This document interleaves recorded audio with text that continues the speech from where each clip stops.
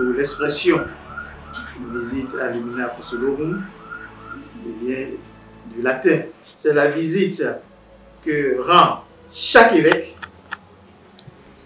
au pape, qui est le souverain, le pontife suprême, parce que l'évêque aussi c'est le pontife, mais il est le pontife suprême, qui fait l'unité donc avec le collège épiscopal. Et alors donc, c'est d'abord ça. Et puis ensuite, cette visite qui est rendue est accompagnée, est précédée déjà d'un rapport, du rapport quinquennal de défense, mais ça se fait à l'occasion où on est invité. On attend cette année, tel pays est de tour, et là, eh bien, des mois à l'avance, par exemple cette année déjà, en mars déjà, tout est déjà parti. Aujourd'hui, il y a une disposition canonique qui encadre cela.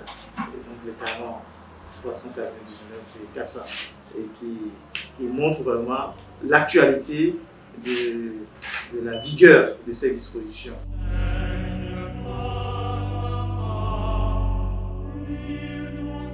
La PUC, c'est le quinquennat. Donc tous les 5 ans, les évêques, de chaque évêque, au fond, d'une nation, doit se rendre à Rome pour faire l'état vraiment de la charge qui lui a été confiée dans une portion déterminée qu'on appelle diocèse.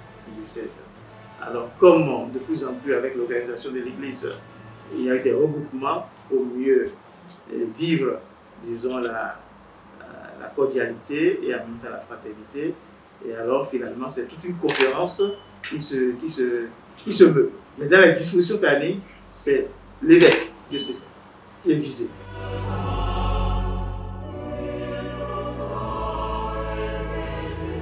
Selon les dispositions du droit canonique en vigueur, c'est chaque évêque qui présente.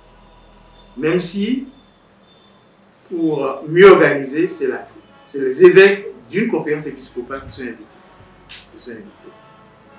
Parce qu'il y a les deux connotations.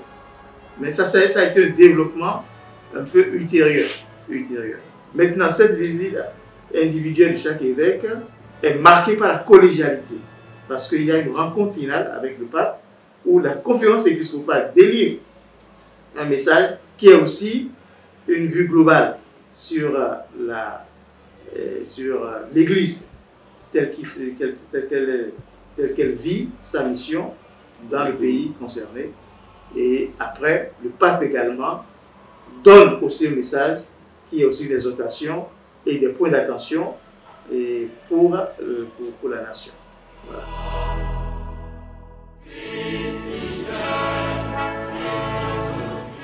Globalement parlant, il appartient au pape d'avoir les primeurs.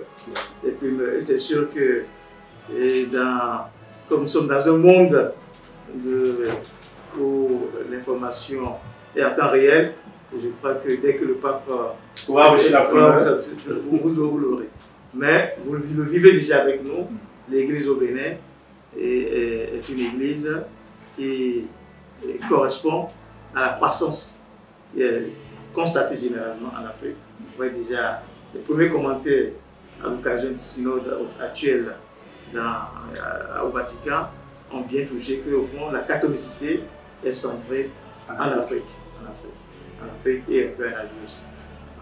Donc, et c'est important de voir combien nous comptons beaucoup pour non seulement la progression de la propagation de la foi, mais également aussi la vie dans la foi et les institutions qui permettent vraiment de vivifier l'Église et de donner aussi à notre société la quote-part que nous prenons pour le bonheur de tous.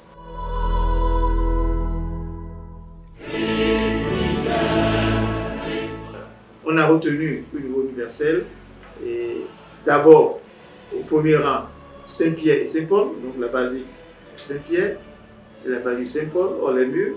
Et puis on a ajouté également l'apôtre Saint-Jean, donc la basilique de Latran, qui est la cathédrale au fait du pape, plus maintenant la reine des apôtres, Marie. Donc il y a la basilique Sainte-Marie majeure, voilà, qui est conservée. Donc il y a 4 basiliques. D'ailleurs, dans le monde entier, il n'y a que 4 basiliques majeures. On ne peut pas passer partout, parce qu'on a juste une semaine. Alors, en général, nous allons dans les dicastères qui sont vite en vue, du point de vue de la vie de l'Église, comme par exemple la doctrine de la foi. Là, on ne rate pas ça, la doctrine de la foi. On ne rate pas également la congrégation de tutelle et la congrégation pour l'évangélisation des peuples. On ne manque pas aussi le clergé, la consacrée également. Les consacrés. On marque aussi systématiquement en général chez les consacrés.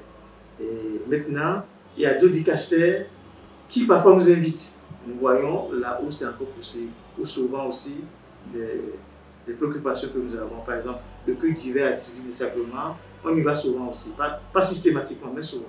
Et en dehors de ça, quelquefois, il y a des structures qui nous invitent. La diaspora et nous accueille, et c'est prévu cette fois-ci, surtout le vendredi, le soir, nous avons eu une rencontre avec eux.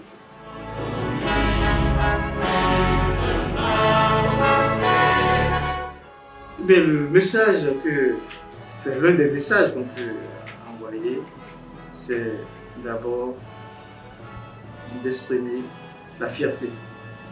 La fierté et en même temps aussi la joie que nous avons de porter le témoignage de leur foi, de leur adhésion au Seigneur et en même temps aussi de leur engagement.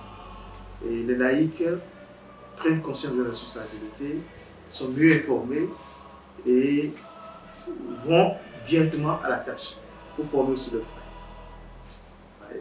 Et donc, ils deviennent des membres à part entière vraiment de la croissance de l'Église, dans la compréhension de la foi, dans le témoignage aussi de la foi et dans l'entraînement de leurs sœurs et frères dans cette foi.